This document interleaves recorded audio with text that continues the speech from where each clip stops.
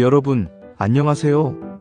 오늘은 우리 친구들이 초등학교 교과서에서 만나는 20명의 위대한 인물들에 대해 이야기해 볼 거예요.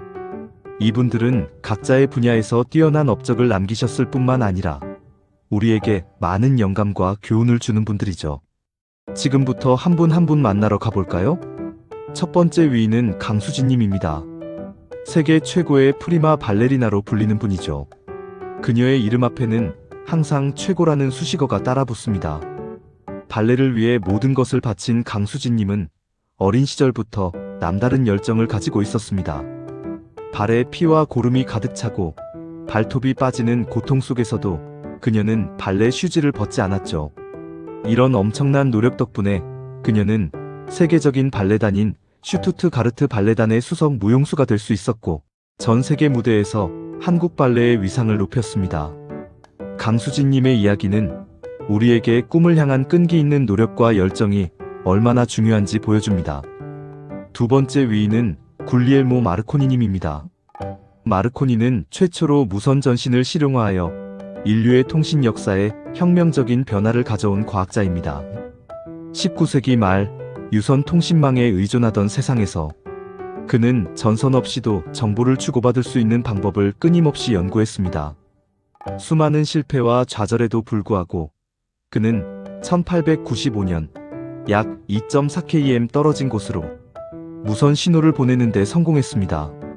그리고 1901년에는 대서양을 가로질러 무선 통신을 성공시키며 전 세계를 놀라게 했죠. 마르코니의 발명은 배가 침몰했을 때 구조 신호를 보내 수많은 생명을 구하는데 결정적인 역할을 했고 오늘날의 무선 통신 기술 발전의 초석이 되었습니다. 그의 이야기는 포기하지 않는 도전 정신과 인내심이 얼마나 위대한 결과를 만들어낼 수 있는지 보여줍니다. 세 번째 위인은 길창덕님입니다.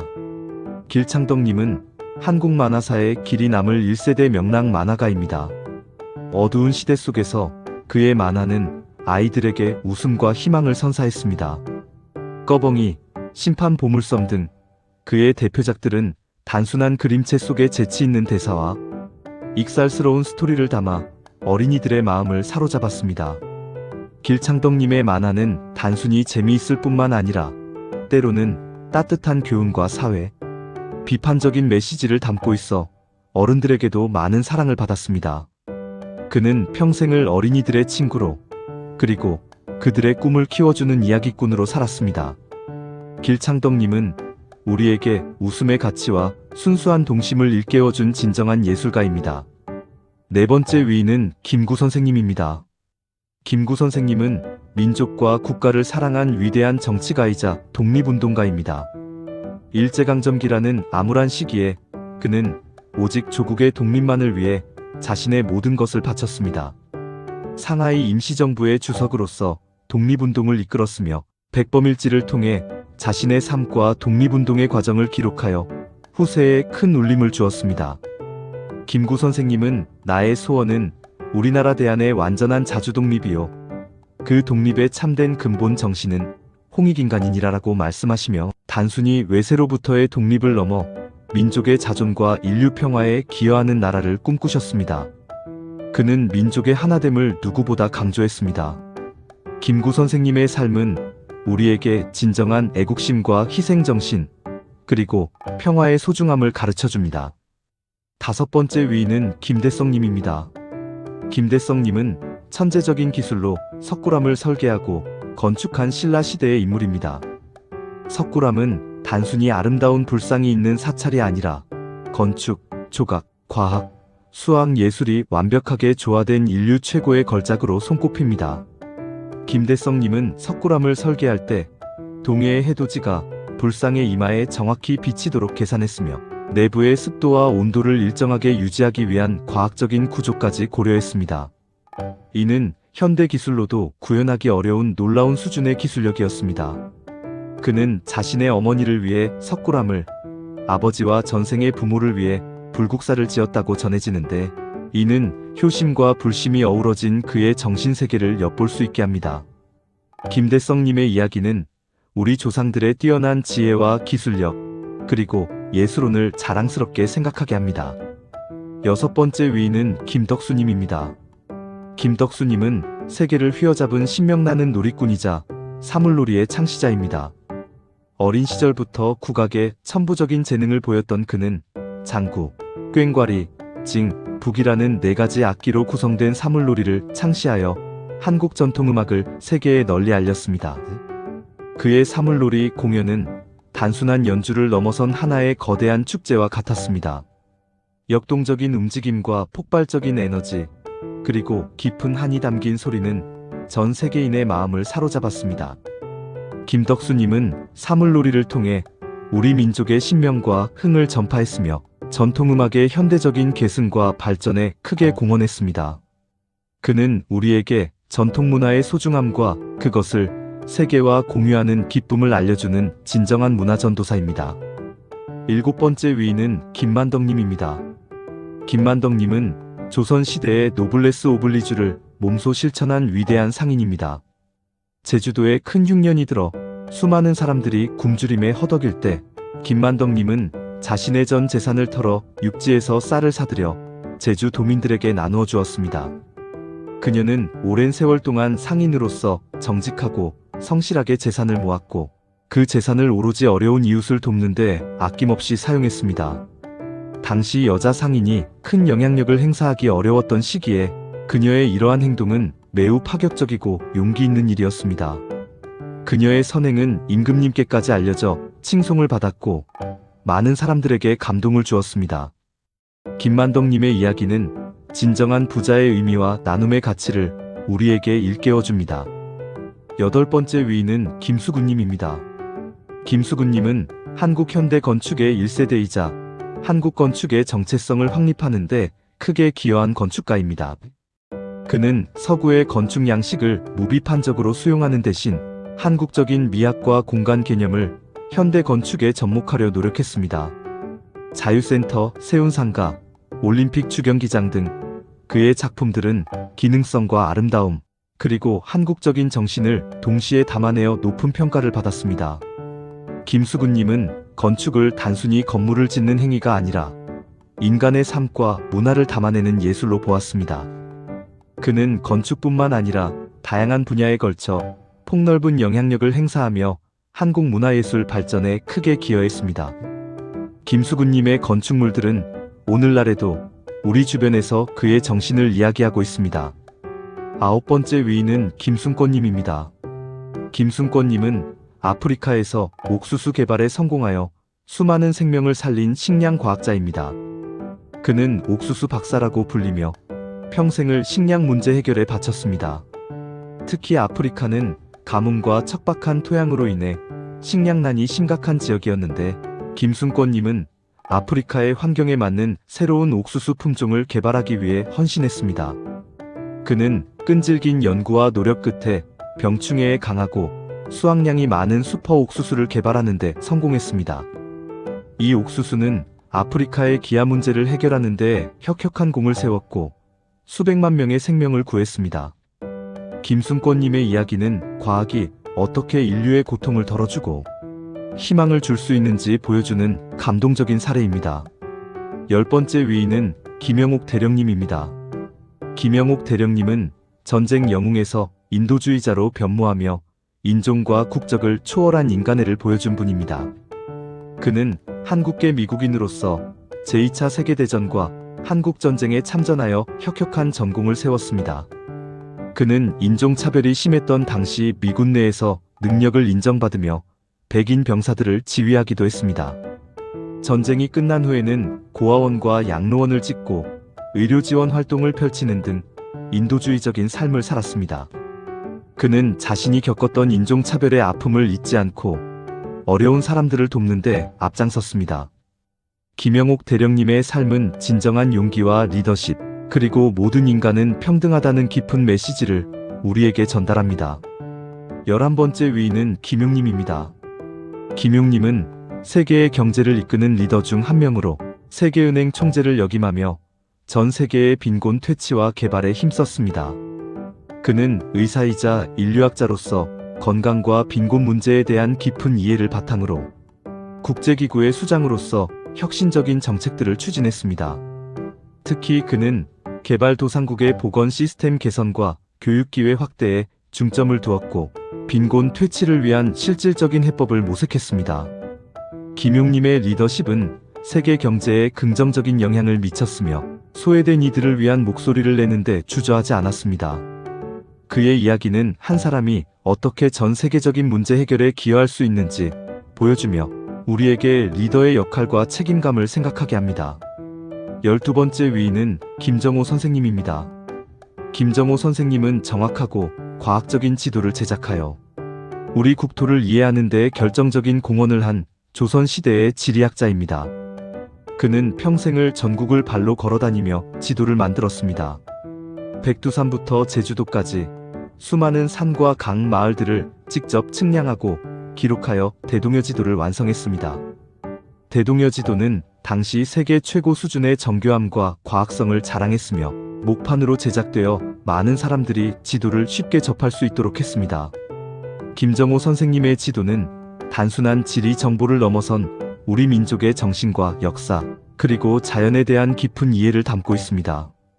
그의 이야기는 우리에게 끊임없는 탐구 정신과 정확한 기록의 중요성을 알려줍니다. 13번째 위인은 김웅도 선생님입니다. 김웅도 선생님은 조선시대의 천재 화가로 풍속화의 대가로 불립니다. 그는 당시 양반들의 고상한 그림보다는 서민들의 일상생활을 생생하고 해학적으로 화폭에 담았습니다. 씨름, 서당, 논가리, 무동 등 그의 풍속화는 마치 살아있는 듯한 인물 묘사와 역동적인 구도로 당시 사회의 모습을 따뜻한 시선으로 보여줍니다. 김웅도 선생님의 그림은 서민들의 삶의 애환과 기쁨, 그리고 그 속에 담긴 인간적인 아름다움을 포착하여 많은 사람들의 공감을 얻었습니다. 그의 그림 속 인물들은 여전히 우리에게 미소를 짓게 하고 그 시대의 모습을 상상하게 합니다. 김웅도 선생님은 예술이 어떻게 평범한 삶 속에서 아름다움을 발견하고 기록할 수 있는지 보여주는 위대한 예술가입니다. 14번째 위인은 나홍규님입니다. 나홍규님은 대한민국 최초의 영화 감독이자 배우로 한국 영화의 초석을 다진 선구자입니다. 일제강점기라는 어려운 시기에 그는 영화를 통해 민족의 애환과 저항 정신을 표현하고자 했습니다. 특히 그의 대표작인 아리랑은 일제에 항거하는 민족의 비애와 독립의 염원을 담아 전 국민에게 큰 감동을 주었습니다. 나홍규님은 열악한 제작 환경 속에서도 뜨거운 열정으로 영화를 만들었으며 한국 영화의 기술적인 발전과 예술적인 성장을 이끌었습니다. 그는 비록 짧은 생을 살았지만 그의 영화들은 한국인의 정신을 대변하며 후대 영화인들에게 큰 영감을 주었습니다. 나홍규님의 이야기는 예술이 어떻게 시대의 아픔을 기록하고 희망을 불어넣을 수 있는지 보여주는 증거입니다. 15번째 위인은 데이비드 오길비님입니다. 데이비드 오길비님은 현대 광고의 아버지 또는 광고의 마술사로 불리는 인물입니다. 그는 단순한 제품 판매를 넘어 소비자와 감성적으로 소통하는 광고를 만들었습니다. 그의 광고는 제품의 장점을 명확하게 전달하면서도 소비자의 마음을 움직이는 스토리텔링과 독창적인 아이디어로 가득했습니다. 롤스로이스 광고의 헤드라인인 시속 60마일로 달리는 롤스로이스 안에서는 가장 큰 소리가 시계 소리다 는 그의 천재성을 보여주는 대표적인 예입니다. 오길비님은 광고를 단순한 판매 도구가 아닌 예술과 과학이 결합된 창의적인 분야로 끌어올렸습니다. 그의 광고 철학은 오늘날까지도 많은 광고인들에게 영향을 미치고 있습니다. 데이비드 오길비님의 이야기는 창의적인 아이디어가 어떻게 세상을 바꿀 수 있는지 보여줍니다. 16번째 위인은 라이트 형제입니다. 라이트 형제는 세계 최초로 비행에 성공하여 인류의 오랜 꿈을 현실로 만든 위대한 발명가입니다. 윌버 라이트와 오빌 라이트는 어릴 때부터 하늘을 나는 것에 대한 깊은 호기심을 가지고 있었습니다. 그들은 자전거 수리점을 운영하며 얻은 기술적인 지식과 끊임없는 연구, 그리고 수많은 실패를 통해 비행기를 개발했습니다. 많은 사람들은 그들의 시도를 비웃었지만 형제는 포기하지 않았습니다. 마침내 1903년 12월 17일 노스캐롤라이나주 키티호크에서 인류 최초의 동력 비행에 성공했습니다.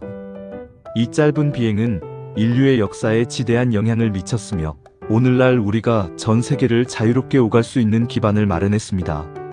라이트 형제의 이야기는 끊임없는 도전 정신과 협력이 얼마나 위대한 결과를 가져올 수 있는지 보여줍니다. 17번째 위인은 레리 페이지님입니다. 레리 페이지님은 세계 최대의 검색 엔진인 구글을 공동 창립한 인물입니다.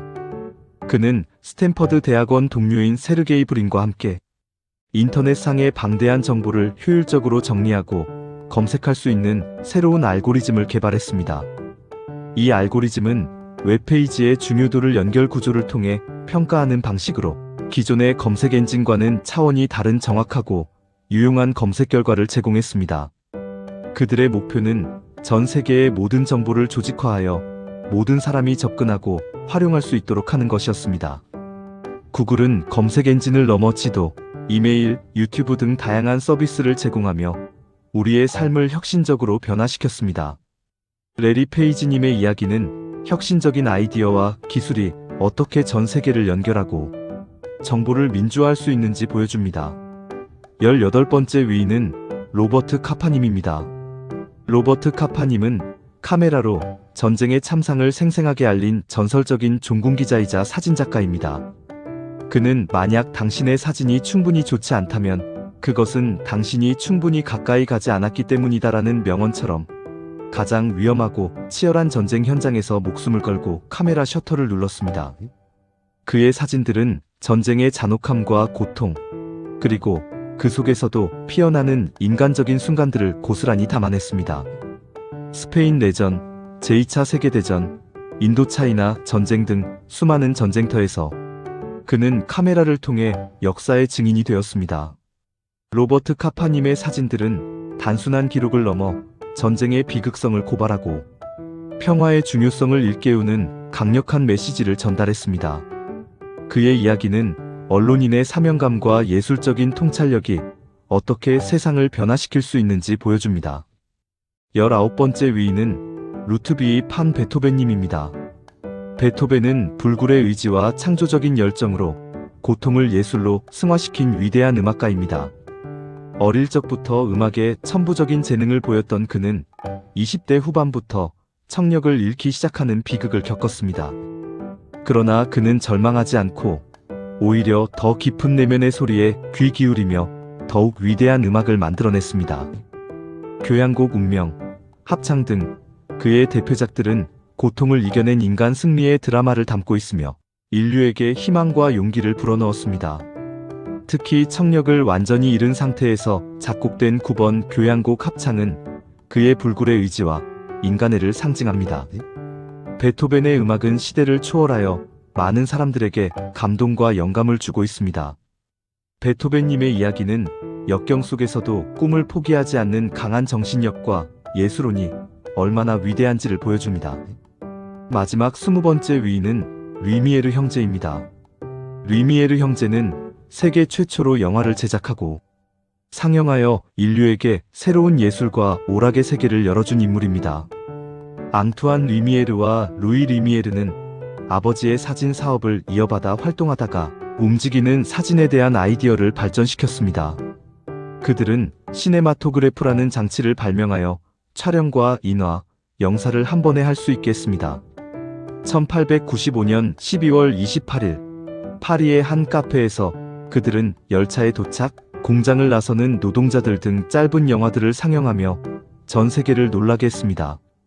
류미에르 형제의 영화는 단순히 볼거리를 제공하는 것을 넘어 새로운 예술 장르를 탄생시키고 미디어 산업의 발전을 이끌었습니다. 류미에르 형제의 이야기는 창의적인 아이디어가 어떻게 새로운 문화를 만들고 인류의 삶을 풍요롭게 할 수 있는지 보여줍니다. 자, 이렇게 초등학교 교과서에 등장하는 20명의 위인들을 모두 만나보았습니다. 강수진님의 불굴의 노력, 마르코니의 끊임없는 도전, 김구 선생님의 뜨거운 애국심, 베토벤의 위대한 예술혼까지. 이분들의 삶은 우리에게 꿈을 향한 열정, 어려움을 극복하는 용기, 그리고 세상을 더 나은 곳으로 만들고자 하는 따뜻한 마음을 가르쳐줍니다. 우리 친구들도 이 위인들처럼 자신의 자리에서 최선을 다하고 주변을 사랑하며 더 나아가 인류에 기여하는 멋진 사람이 되기를 바랍니다. 오늘 함께 해주셔서 감사합니다. 다음에 또 만나요.